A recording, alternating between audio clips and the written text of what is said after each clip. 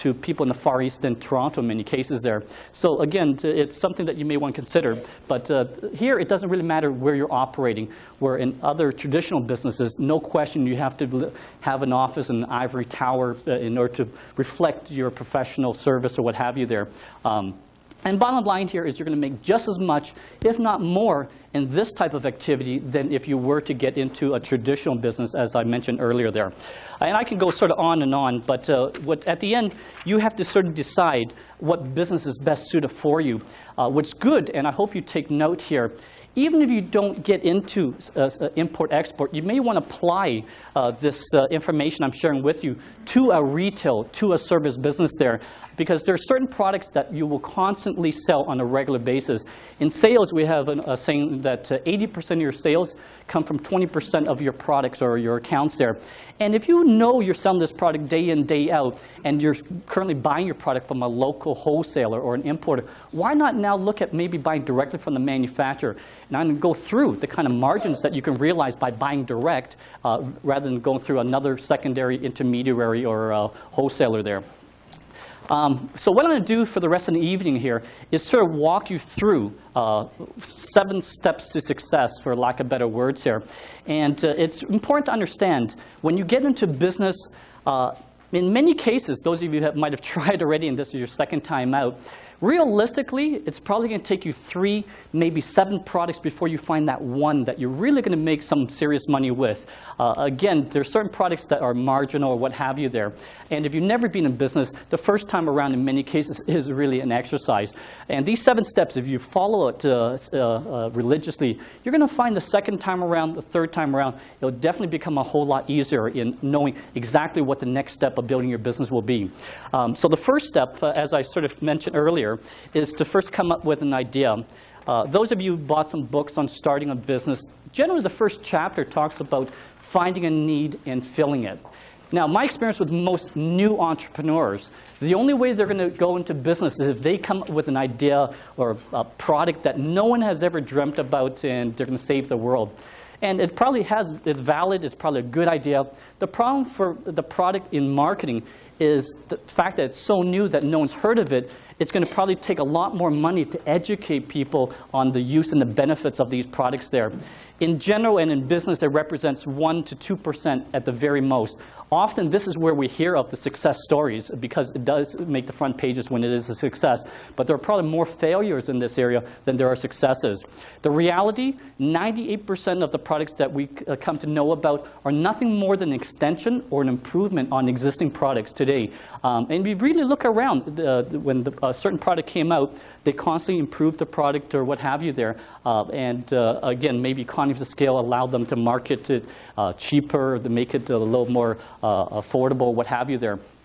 So I'm not discouraging you from new ideas that you might be working on, but sometimes it's better to work with an existing product to get started in business.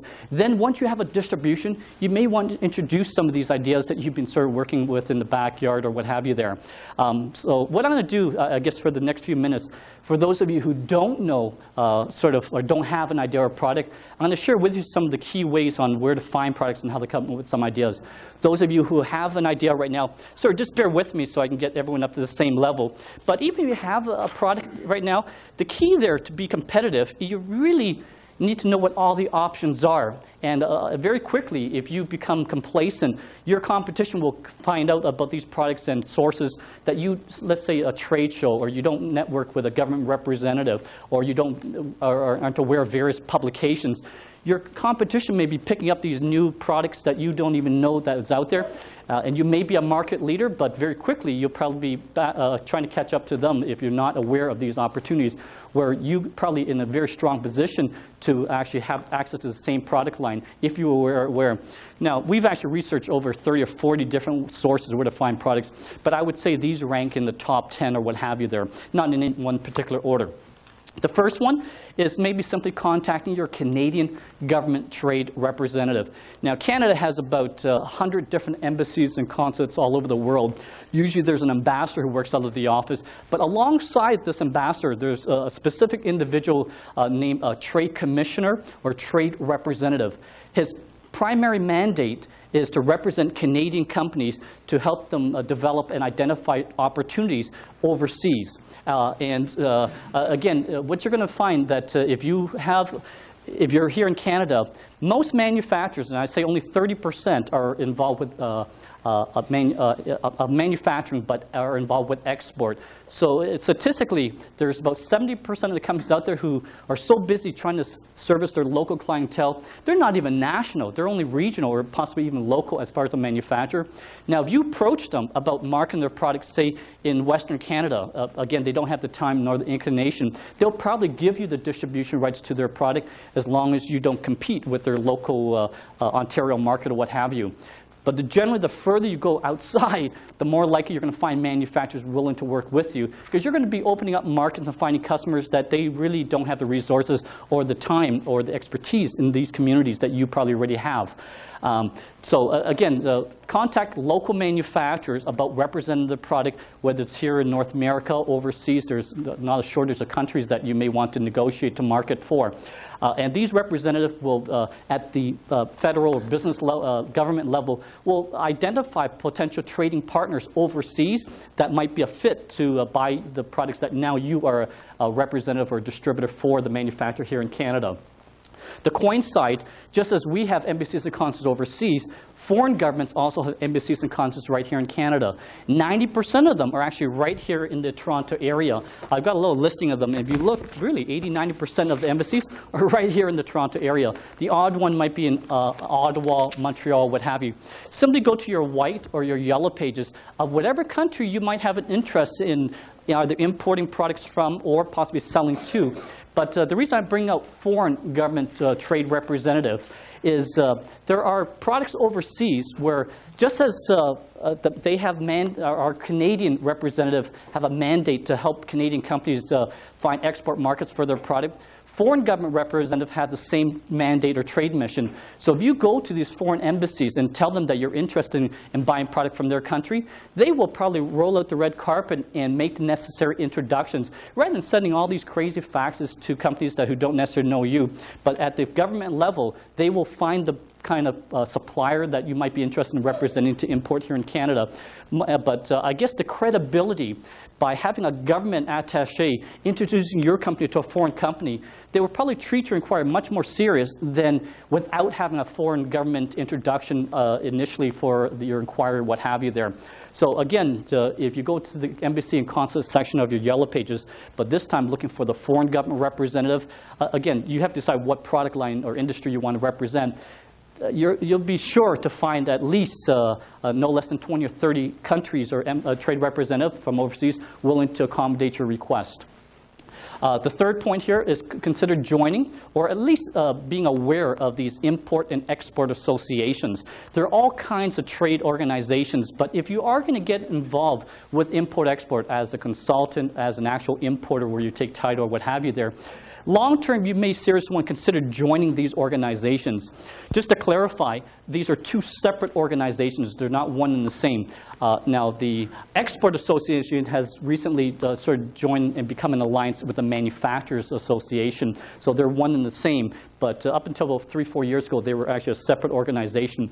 But export really is to sort of market products outside of Canada. Import, now the Export Association is in Ottawa, even though the Manufacturers Association is by the airport. But at 99 Bank Street. Now, I think in your handouts, we supplied all kinds of addresses that if you need reference and phone numbers there. The Import Association is located here in Toronto, right at University in Dundas. I believe it's 250 Dundas Street West on the 7th floor there. Consider dropping by their office. Again, they'll provide all kinds of helpful resources and information that normally you probably would not have access to.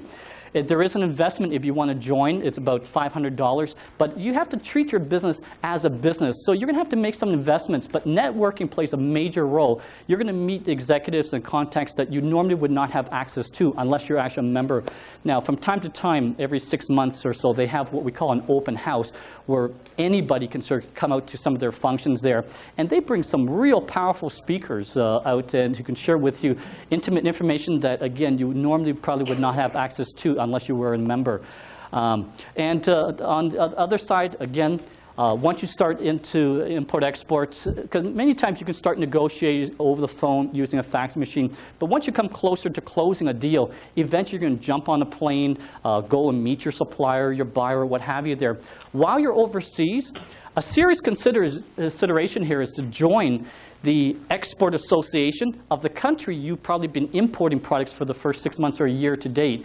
And the reason I encourage you to join a foreign organization like an export association overseas is you'll probably be the only Canadian member of this foreign export association. So anybody who has an interest in exporting here to Canada, knowing that you are actually a member of this organization, they'll probably contact you as a liaison or as a contact to help them find a partner here in Canada to market their products or what have you. And there's a lot of money to be made in making introductions in business today, probably more money in that than actually exporting, importing today. That's become a business on its own, and I'll share with you that a little later on. Foreign and domestic chambers of commerce. Unfortunately, in Canada, it's very passive. They take on more of an administrative role. But those of you from overseas, you're going to find most chambers of commerce, you can't do business without taking part or dropping by their office before you set foot and try to do some business overseas. In Canada, they sort of have different levels. There's the Canadian Chamber of Commerce, and there's sort of local chapters there. The minimum you may want to join is your local chapter. Like this, now, Scarborough and Toronto has become one because they don't have the support membership there. Half of the membership usually consists of bankers, accountants, lawyers. The other half are entrepreneurs or what have you there. But the advantage to joining these sort of local chapters, again, today, finding customers and establishing relationships really is done at a different level where it's more on references or introductions. As much as we'd like to cold call or what have you there, unless you have an introduction, most business probably won't deal with you. Even though you know this customer in Scarborough or in Mississauga is a good prospect for your business, but without the necessary introduction, you probably won't have the time of day to introduce yourself. But if you join something like the Chamber of Commerce, and again, just like these other organizations, they do hold different functions on a monthly basis. You're going to get to meet your local banker who already knows who owns his business, and he'll make the introduction to you. And chances are he's standing right beside you having a beer. And you'll say, hey, I'm importing a line of computer products, and I see that you manufacture a certain line of computers that might be compatible for your product or to your customers. And if there's interest, definitely they'll give you some time to meet with them at a later date. But again, you may want to join. Starting out, you can probably save yourself a lot of headaches, time, mistakes that often most entrepreneurs make. Because first time out, we need to turn to certain professionals. And because we don't have any affiliation with these people, because we've been working for someone else to date, you're going to probably go through 2 or 3 lawyers, 2 or 3 bankers, probably 5, 10 bankers. You're going to need a good accountant or what have you. But again, if you join these organizations, you're going to talk to business owners, and they've already gone through 2 or 3 bankers. They'll tell you what's a good bank to deal with for commercial lending, what's a good accountant for certain tax considerations or what have you there. So again, just from a networking, you may want to consider joining these type of organizations. You may require them if you're looking to participate in various foreign trade shows. A lot of times, you might be taking a demo piece of equipment or some samples to the United States or overseas there. Now, a lot of times, if you take these samples with you, and if you don't declare the product when you clear the customs, they're going to actually make you pay tax and duties because they're assuming you're selling this product, taking it overseas, when in fact, you're taking part in a trade show, what have you.